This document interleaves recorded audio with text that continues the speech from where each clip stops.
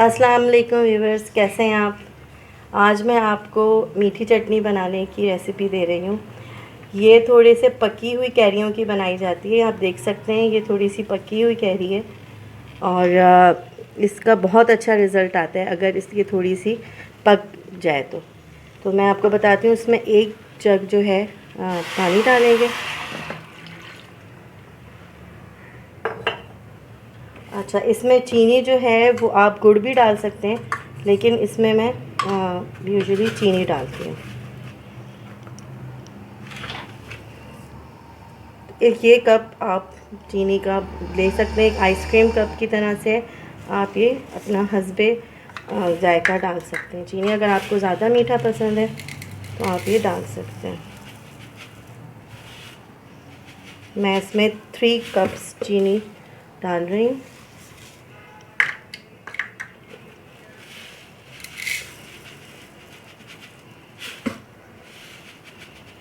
और ले लेती हूँ।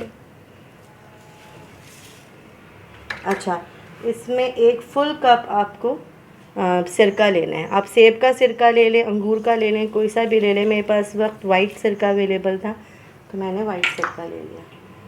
अच्छा, इसमें डालना है, अच्छा इसमें जो है वो मैंने लहसुन बारीक कटा हुआ डाला है इतना। ये तकरीबन 2 किलो कैरी है तो उसको इसमें आपको इतना लहसुन डालना है ताकि इसमें लहसुन की खुशबू आ जाए।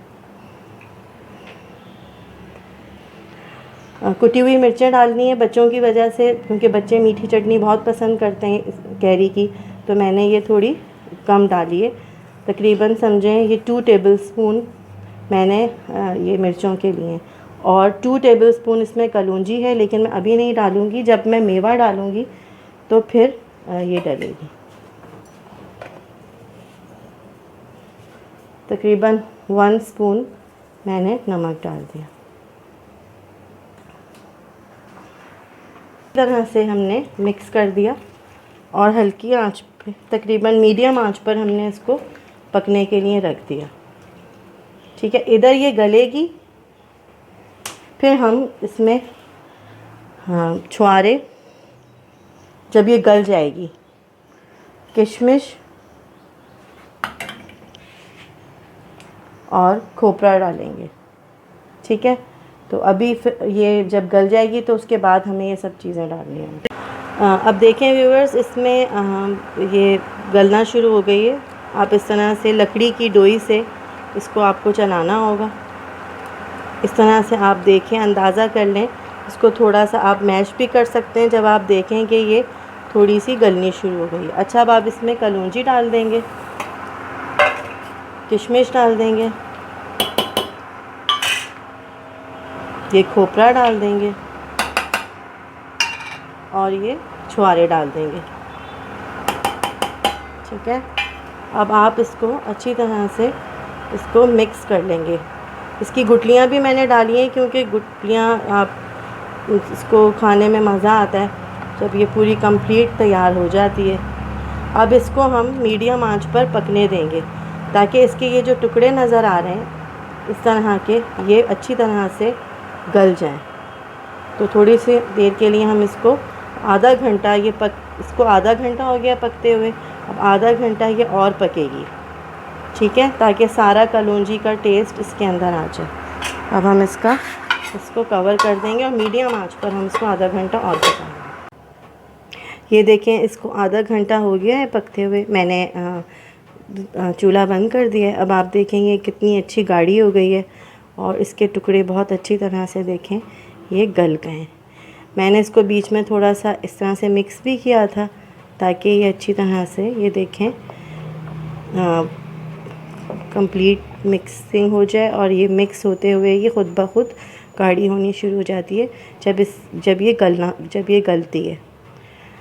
अब आप पर है कि आपको इसको कितना पतला रखना है और कितना इसको गाढ़ा रखना है। तो मेरे ख़्याल से ये अब इस पोजीशन में ठीक है, क्योंकि जब ये ठंडी होगी तो ये थोड़ी सी और गाढ़ी हो जाएगी।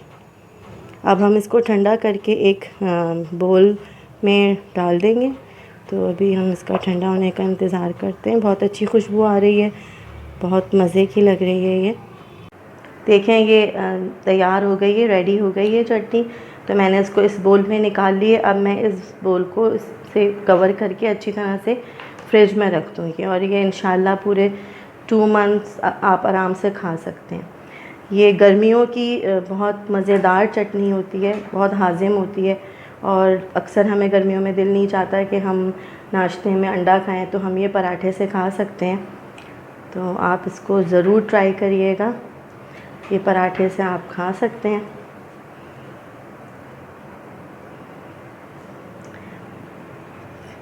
बहुत मज़े की बनी है ये, बहुत टेस्टी। आप लोग ज़रूर ट्राई करिएगा, इंशाल्लाह आपको पसंद आएगी। और अगर आपको ये मेरी रेसिपी पसंद आए तो आप मेरे चैनल को सब्सक्राइब ज़रूर करिएगा, लाइक ज़रूर करिएगा। इंशाल्लाह मैं फिर आपकी खिदमत में हाज़िर होंगी एक नई रेसिपी के साथ, मौसम के लिहाज से और त्यौहार के लिहाज से अच्छी सी कोई आपको रेसिपी दूँगी इंशाल्लाह। ओके जी, अपना ख्याल रखिएगा। अल्लाह हाफ़िज़।